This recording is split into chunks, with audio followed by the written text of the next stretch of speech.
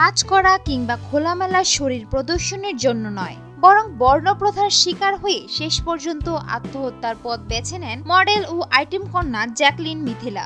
তার মৃত্যুর পর সুইসাইড নোট ও তার বাবার স্বীকারোক্তিতে এমনটাই অনুমান করা গেছে। ভালোবেসে গোপনে উৎপলকে বিয়ে করেছিলেন জ্যাকলিন মিথিলা। তার গর্ভে সন্তানও আসে, কিন্তু স্বামীর প্ররোচনায় শেষ পর্যন্ত গর্ভপাতও করেছিলেন মিথিলা। কিন্তু এত সব কিছুর জন্য ক্ষোভ ছিল না মিথিলার, যতটা না তার স্বামীর পরিবারের বর্ণপ্রথা তাকে আহত করেছিল। মিডিয়ায় কাজ করা কিংবা খোলামেলা শরীর প্রদর্শন মোটেও স্বামীর পরিবারের কাছে সমস্যা হয়ে দাঁড়ায়নি, বরং সবকিছু ছাপিয়ে সামাজিক মর্যাদা, পারিবারিক স্ট্যাটাসই বড় হয়ে আসে।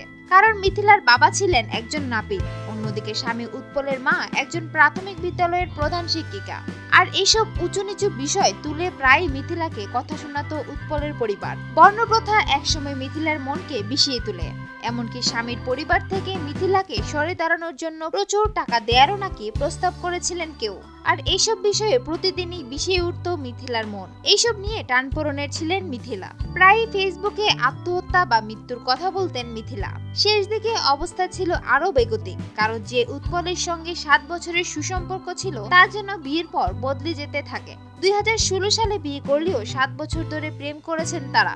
মৃত্যুর আগে স্বামীকে একটি চিঠি লিখে গেছেন মিথিলা, যেখানে স্বামীর কাছে অভিযোগের ভঙ্গিতে লেখা ছিল, রূপা বৌদি আমাকে ফোন করে বলেছে যত টাকা লাগে আমাকে দিবে, তার বিনিময়ে তোমাকে ছেড়ে দিতে। উনি আমাকে রাস্তার মেয়ে ভেবেছে। এর চেয়ে বড় অপমান একটা মেয়ের পক্ষে আর কি হতে পারে। নিজেকে বাংলার স্বঘোষিত সানি লিওন দাবি করতেন মডেল ও আইটেম গার্ল জ্যাকলিন মিথিলা। নানা বিতর্কিত কাণ্ড করে নজর কাটতে চেয়েছিলেন মিডিয়ায়, কিন্তু খ্যাতি পাওয়ার আগেই গলায় দড়ি দিয়ে ফেব্রুয়ারির 3 তারিখে আত্মহত্যার পথ বেছে নেন তিনি। সুপ্রিয় দর্শক, বিনোদন জগতের আরো নিত্য নতুন খবর জানতে আমাদের চ্যানেলটি সাবস্ক্রাইব করতে ভুলবেন না।